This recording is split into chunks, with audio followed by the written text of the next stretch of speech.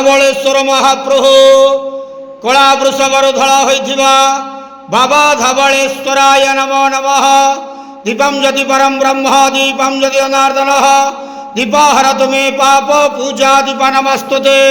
बाबा धवलेश्वर महाप्रभु संसार सुखी रखंतु। आज ज्येष्ठ मासर शुभ शनिवार रे समस्त श्रद्धालु भक्त मानक आशीर्वाद करंतु। मनस्कामना पूर्ण करंतु। कर्म क्षेत्रोन्नति करंतु। ग्रहरिष्ठ खंडन करंतु।